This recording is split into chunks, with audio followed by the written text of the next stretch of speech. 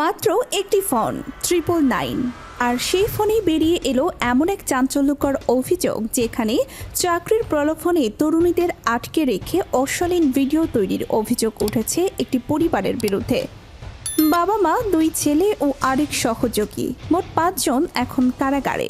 কিন্তু প্রশ্ন হলো, কিভাবে চলছিল এই কর্মকাণ্ড আর কিভাবে এক তরুণীর গোপন ফোন কল পুরো ঘটনাটির মোড় ঘুরিয়ে দিল।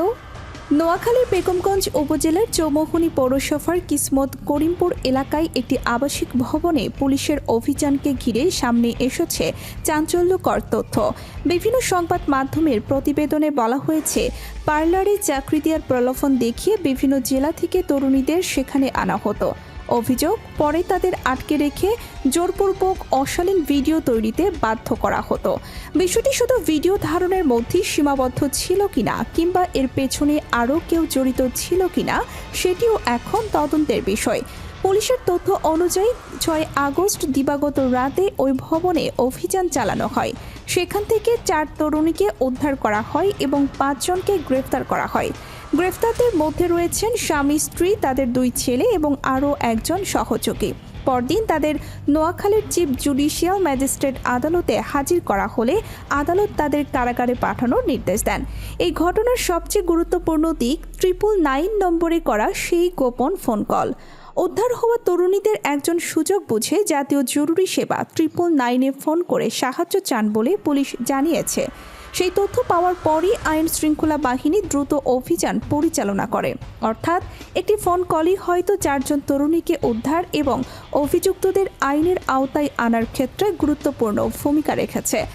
বাংলাদেশের 999 হলো জাতীয় জরুরি সেবা, যার মাধ্যমে জরুরি পরিস্থিতিতে পুলিশের সহায়তা চাওয়া যায়। অভিযানের সময় ঘটনাস্থল থেকে ভিডিও ধারণের ক্যামেরা, 6টি মোবাইল ফোন, একটি চাবুক, ছুরি, কাঁচি এবং নগদ 1,98,000 টাকা জব্দ করার কথা জানিয়েছে পুলিশ। এসব আলামত এখন তদন্তের অংশ। তবে এগুলো কী উদ্দেশ্যে ব্যবহৃত হতো সে বিষয়ে চূড়ান্ত সিদ্ধান্ত তদন্ত ও আদালতের প্রক্রিয়ার উপর নির্ভর করবে। মামলার অভিযোগে আরও বলা হয়েছে, চাকরির আশ্বাস দিয়ে তরুণীদের ওই বাসায় আনা এবং পরে তাদের আটকে রাখার ঘটনা ঘটেছে। কিছু প্রতিবেদনে দাবি করা হয়েছে, ভিডিও অনলাইন প্ল্যাটফর্ম বা অ্যাপের মাধ্যমে প্রচার করে অর্থ উপার্জনের চেষ্টা করা হতো। এই ঘটনা আমাদের সামনে আরও একটি গুরুত্বপূর্ণ প্রশ্ন রাখে। অনলাইনে সহজে কাজ, মডেলিং, পার্লার বা ভালো বেতনের চাকরির প্রলোভন দেখিয়ে কেউ যোগাযোগ করলে আমরা কতটা যাচাই করি? অপরিচিত কারো দেওয়া ঠিকানা বা প্রস্তাবে একা কোথাও যাওয়ার আগে পরিবারকে জানানো, প্রতিষ্ঠানের পরিচয় যাচাই করা এবং সন্দেহজনক পরিস্থিতিতে দ্রুত সাহায্য চাওয়া অত্যন্ত জরুরি। বিশেষ করে কোনো নারী বা তরুণী যদি জোরপূর্বক আটকে রাখা, ভয় দেখানো, ব্ল্যাকমেল বা নির্যাতনের শিকার হন, তাহলে নীরব না থেকে নিরাপদ সুযোগে আইন শৃঙ্খলা বাহিনীর সহায়তা নেওয়া প্রয়োজন।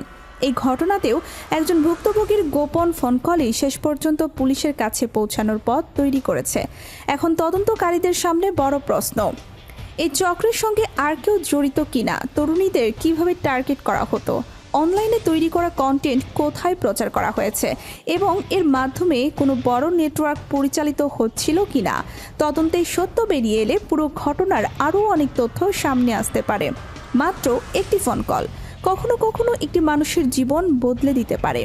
999-এ সেই ফোনটি না গেলে হয়তো ঘটনাটি আরও দীর্ঘ সময় অন্ধকারেই থেকে যেত। তাই বিপদের মুহূর্তে সাহস করে সাহায্য চাওয়া এবং অন্য কেউ বিপদে থাকলে তাকে সহায়তা করার চেষ্টা করা এই ঘটনার সবচেয়ে বড় শিক্ষা। আপনার কি মনে হয়, এ ধরনের চাকরির প্রলোভন ও অনলাইন প্রতারণা ঠেকাতে আরও কী ব্যবস্থা নেওয়া দরকার? ভিডিও শেষে আপনার মতামত আমাদের জানান। ভিডিওটি লাইক করুন, কমেন্টে আপনার প্রতিক্রিয়া লিখুন এবং চ্যানেলটি সাবস্ক্রাইব করুন। সর্বশেষ রাজনৈতিক আপডেট, গুরুত্বপূর্ণ স্কিপ নিউজ এবং সরাসরি ভিডিও আপডেট পেতে আমাদের সাথেই থাকুন।